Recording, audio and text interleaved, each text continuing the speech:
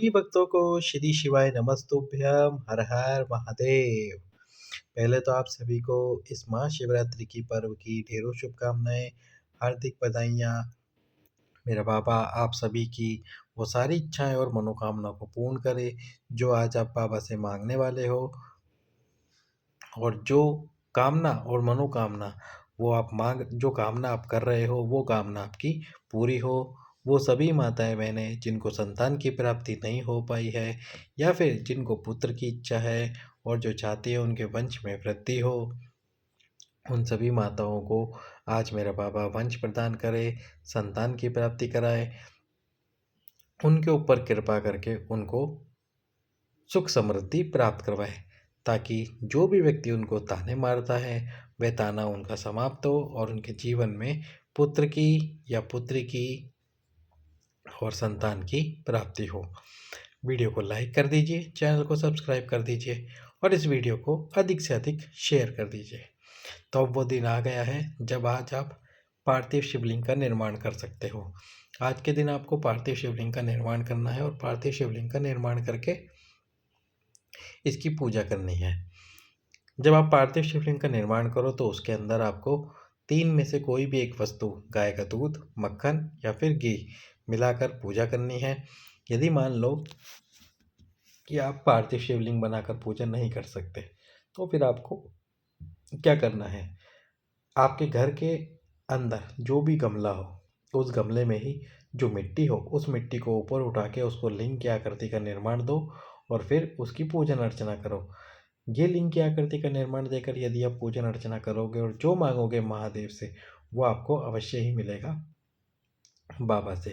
जो कामना से आप या जिस कामना या मनोकामना से ये पूजा करोगे, गमले की ही मिट्टी को ऊपर उठा लेना है। यदि आपके घर में कोई वृक्ष है, बेलपत्री का वृक्ष है, तो उस वृक्ष के नीचे भी आप इस पूजा को कर सकते हो।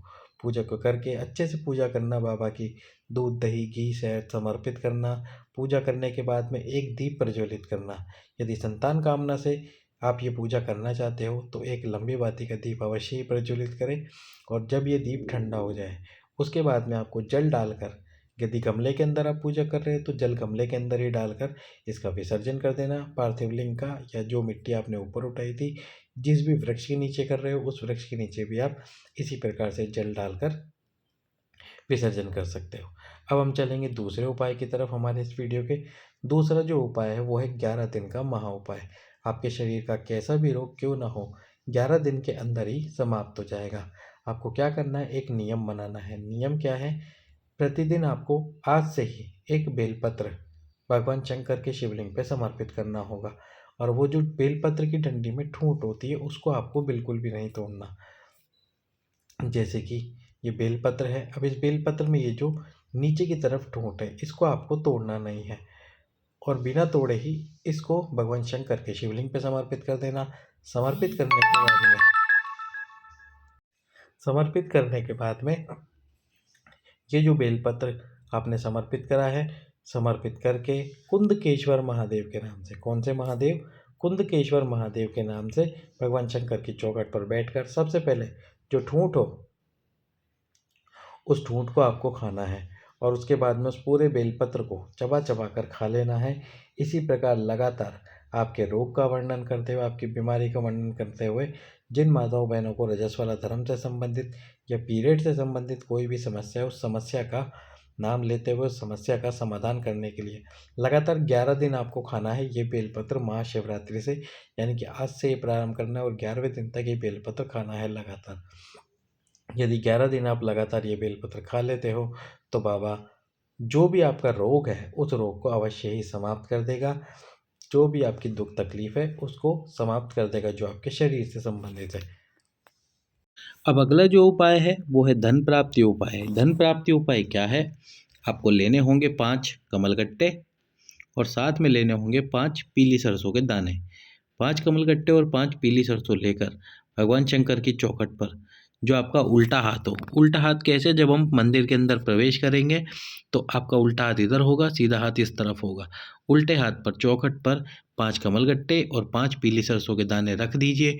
उस व्यक्ति के नाम से जिस व्यक्ति से आपको पैसा लेना है, उस कर्जे के नाम को लेकर जितना कर्जा आपके ऊपर हो रहा है, अगली शिवरात्रि आने तक आपका वह कर्जा धीरे धीरे समाप्त होना प्रारंभ हो जाएगा और जिस व्यक्ति ने आपका पैसा ले रखा होगा वह पैसा भी आपको प्राप्त हो जाएगा।